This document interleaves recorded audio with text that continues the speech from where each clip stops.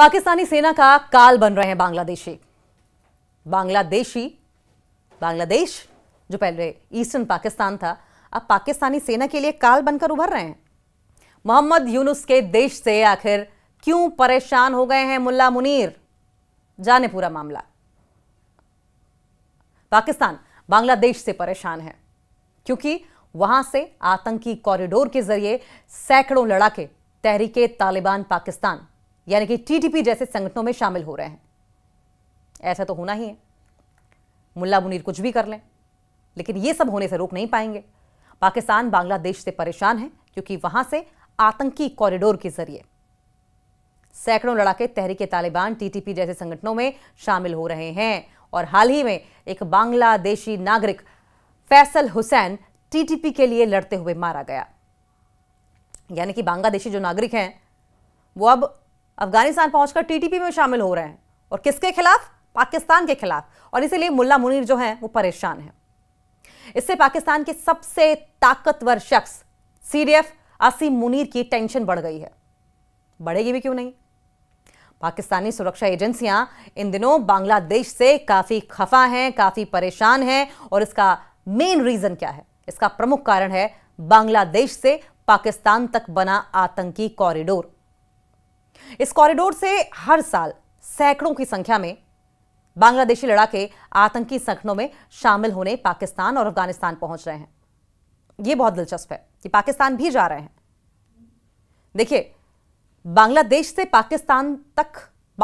पाकिस्तान तक बना आतंकी कॉरिडोर बहुत इंपॉर्टेंट रोल प्ले कर रहा है, क्योंकि इसी कॉरिडोर से हर साल सैकड़ों की संख्या में बांग्लादेशी लड़ाके आतंकी संगठनों में शामिल होने के लिए पाकिस्तान और अफगानिस्तान पहुंच रहे हैं। और हाल ही में एक खुलासा हुआ है कि फैसल हुसैन नाम के एक बांग्लादेशी ने दुबई में काम करने के नाम पर झूठ बोलकर पाकिस्तान की यात्रा की, और उसके बाद वो तहरीके तालिबान पाकिस्तान यानी कि टीटीपी का हिस्सा हो गया, टीटीपी में शामिल हो गया, जिसने पाकिस्तान के खिलाफ जंग छेड़ा हुआ है। बांग्लादेशी आतंकियों की पाकिस्तान में बढ़ती संख्या से सीडीएफ आसिम मुनीर परेशान है।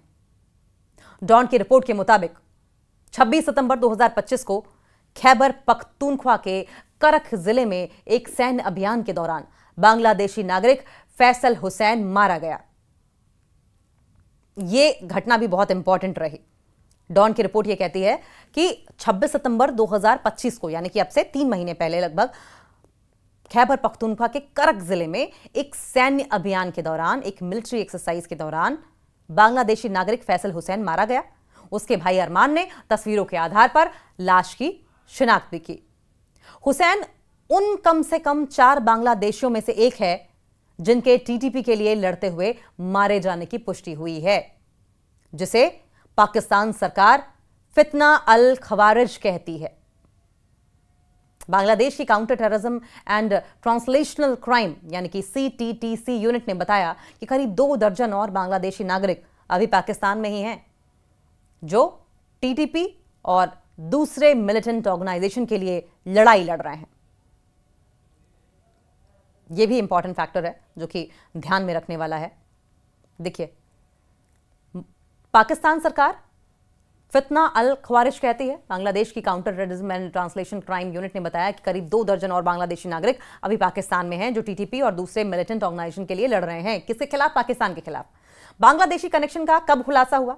एक्सपर्ट्स का यह कहना है कि यह ट्रेंड पहली बार 2023 में सामने आया और इसने बांग्लादेश में अधिकारियों को चिंता में डाल दिया।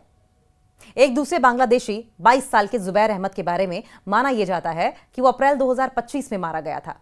उसकी मां अलिया अख्तर ने बताया कि अप्रैल के आखिर में मुझे एक अनजान नंबर से कॉल आया जिसमें बताया गया कि मेरा बेटा अब नहीं रहा।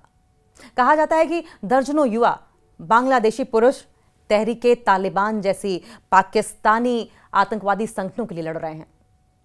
उनकी भर्ती बांग्लादेश के लिए एक खतरनाक और दक्षिण एशिया में आतंकवाद के बदलते स्वरूप को दर्शाती है। बांग्लादेशी आतंकियों की कैसे भर्ती हो रही है? दरअसल पाकिस्तानी आतंकवादी समूह सोशल मीडिया पर बड़े पैमाने पर भर्ती अभियान चला रहे हैं।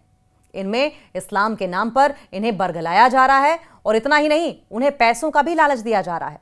मोहम्मद यूनुस के शासन में बांग्लादेश और पाकिस्तान के वीजा आसानी से मिलने से दोनों देशों के नागरिक बड़ी संख्या में एक दूसरे के देशों में जा रहे हैं, और इसमें कई आतंकी रिक्रूटर भी शामिल हैं जो बांग्लादेश का दौरा करके आतंकियों की भर्ती कर रहे हैं और इसके बाद उन लड़ाकों को किसी तीसरे देश के माध्यम से पाकिस्तान लाया जा रहा है ताकि सुरक्षा एजेंसियां आसानी से ट्रैक न कर पाएं।